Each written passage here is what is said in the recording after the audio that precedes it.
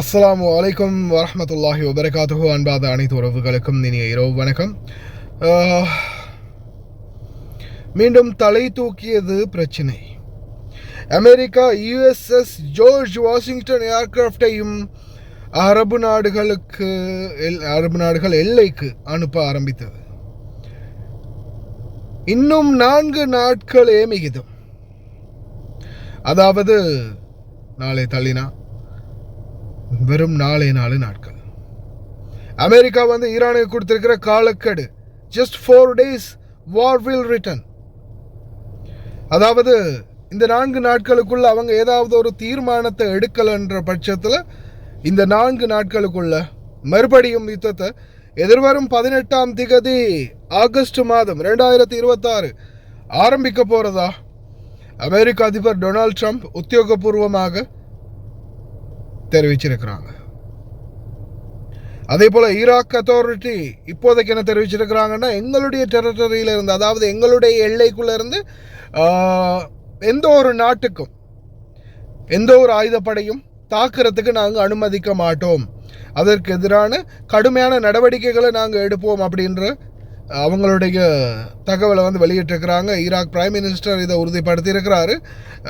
we will not allow our lands to be launched for aggression against neighboring countries.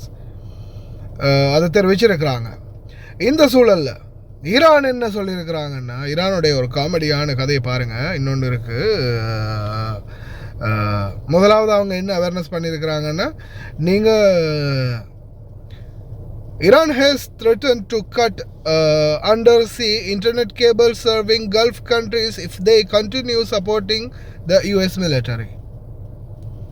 ஈரானுக்கு அந்த அரபு நாடுகள் தொடர்ந்து அமெரிக்க இராணுவத்துக்கு சப்போர்ட் பண்ணிக்கிட்டு இருந்துச்சுன்னா, அரபு நாடுகளுக்கு வரக்கூடிய கடலுக்கு அடியிலிருந்து வரக்கூடிய இன்டர்நெட் கேபிள்களை, கடல் அடிமட்டத்திலிருந்து வரக்கூடிய இன்டர்நெட் கேபிள்களை நாங்கள் தாக்கி அழிப்போம் அப்படின்றத எச்சரிக்கையாக சொல்லியிருக்கிறாங்க. அது ஒரு பக்கம்னா, இன்னொரு பக்கம் பாருங்க, breaking news. Iran is demanding compensation for the oil pollution that has that ground its islands do the war. நீங்க தானே அடிச்சிங்க, அப்புறம் எதுக்குடா அப்படின்ற மாதிரி தான் இருக்கு. ஈரான் கேட்குறாங்க அமெரிக்கா கிட்ட, எப்பா எங்கள் கடல் ஃபுல்லாக ஆயிலாக இருக்குதுப்பா, ஃபுல் கடலுக்கார ஓரமே ஃபுல்லாக ஆயில் ஆகிடுச்சு, அதுக்கு காம்பன்சேஷன் கொடுங்க, நஷ்டஈடு கொடுங்க, எங்கள் கடலோட சுற்றுச்சூழலை பாதிக்கப்பட்டிருக்குது.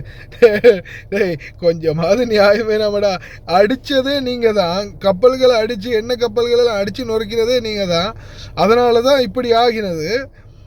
அவனுங்கள்டே போய் திருப்பி காம்பன்சேஷன் கேட்டிங்கன்னாடே அழுதுருவான்டாடே டொனால்ட் ட்ரம்ப். ஆனால் சிரிக்கக்கூடிய விஷயம் இல்லை, சிந்திக்க வேண்டிய விஷயம்.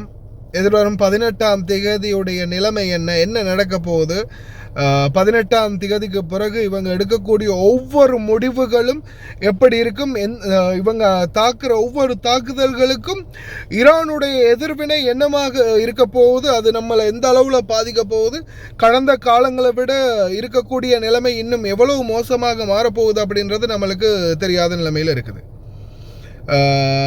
பார்க்கலாம் எதிர்வரும் நாட்கள் எந்த மாதிரியான சூழல் உருவாக போகுது அப்படின்னு. பிரார்த்தனை பண்ணுங்க மக்களே. எங்க போய் முடியுது, என்ன நடக்க போகுது, அல்லாஹு ஆலம். அதே மாதிரி தான் இன்னொரு முக்கியமான இதை சொல்லியிருக்கிறாங்க. யாருன்னா இவங்க தான் ஐஆர்ஜிசி. என்னது, அமெரிக்காவுடைய கட்டுப்பாட்டில் ஹோர்மோஸா பாருங்களேன், எங்கள்கிட்ட அனுமதி இல்லாமல் நாங்கள் பெர்மிஷன் கொடுக்காம ஒரு கப்பல் வரட்டுமே, அப்போ புரியும் யாருடைய கண்ட்ரோலில் இருக்குது அப்படின்ற மாதிரி மிரட்டல் தொனியில் பதில் கொடுத்துருக்குறாங்க ஐஆர்ஜிசி. கப்பலுங்க நம்பி உள்ளே போகும்னு நினைக்கிறீங்க?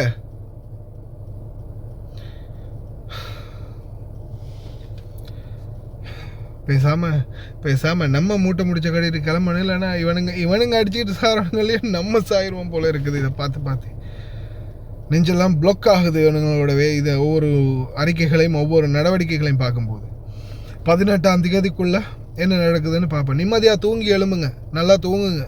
இன்னொரு 4 நாள் தான். அதுக்கப்புறம் இந்த தொல்லை வந்துச்சோ, ஸ்டார்ட் பண்ணிட்டானுங்களோ, அப்புறம் ஃபோனுக்கு நிம்மதி இருக்காது, நம்மளுக்கு நிம்மதி இருக்காது. அல்லாஹ் கரீம்.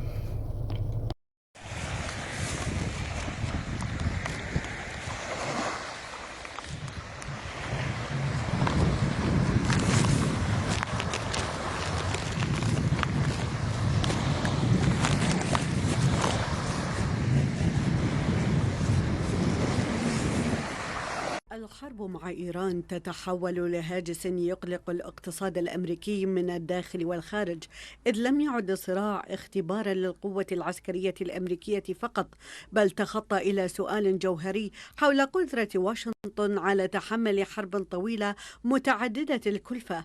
فمع استمرار العمليات يتآكل مخزون الذخائر الدقيقة والصواريخ الاعتراضية بوتيرة أسرع من قدرة خطوط الإنتاج على تعويضها، لتتحول معادلة الحرب من سؤال عن التفوق العسكري الأمريكي إلى قدرة المخزون العسكري على الاستدامة، إذ أن الاستنزاف في الوقت الحالي لا يقتصر على الميدان وحده، فكل صاروخ يستهلك بفاتورة جديدة لإعادة التصنيع ويضغط على مخزونات يفترض أن تبقى على أهبة الاستعداد للأزمات الأخرى. فمعضلة واشنطن تكمن في قدرتها على مواصلة الحرب مع طهران. في ذات الوقت هناك مطالبات من حلفائها للحفاظ على التزاماتها العسكرية تجاهها.